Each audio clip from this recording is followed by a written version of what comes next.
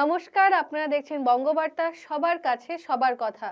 Sealdah station চত্বরে রেলের জায়গায় কেন রেল দফতর কলকাতা পুলিশকে সেখানে ঢুকে আন্দোলনকারীদের গ্রেফতার করার অনুমতি দিয়েছে?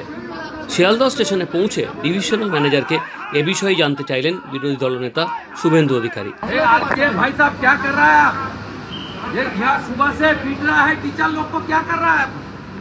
কলকাতা পুলিশ का जुरिडिक्शन है ना, आपका है।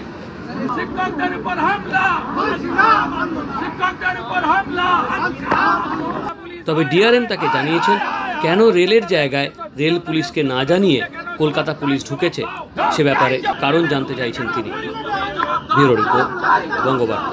ডিআরএম বলেছেন যে আমার রেলের প্রিমিসেস অর্থাৎ সেন্ট্রাল গভর্নমেন্টের প্রিমিসেসের মধ্যে কলকাতা পুলিশ এক ঢুকতে পারে না। দ্বিতীয় হচ্ছে জিআরপি কে যদি কোনো অ্যাকশন নিতে হয় আরপিএফ কে কমিউনিকেশন করে নিতে হবে।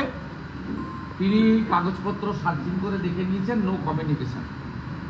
আমরা বলেছি যে কেন্দ্রীয় সরকারের কোনো প্রপার্টি সেখানে দাঁড়িয়ে শিক্ষকদের উপরে তাদের যৌক্তিক আন্দোলনের উপরে অত্যাচার করা যাবে না।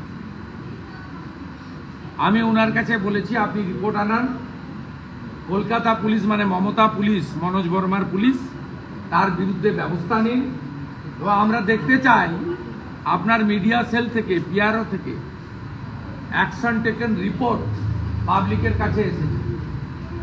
কেন্দ্রের কোনো প্রতিষ্ঠান জায়গা শিক্ষক শিক্ষাকর্মীদের যৌক্তিক আন্দোলনে মমতা পুলিশকে অত্যাচারের জন্য ব্যবহার করতে দেওয়া হবে না।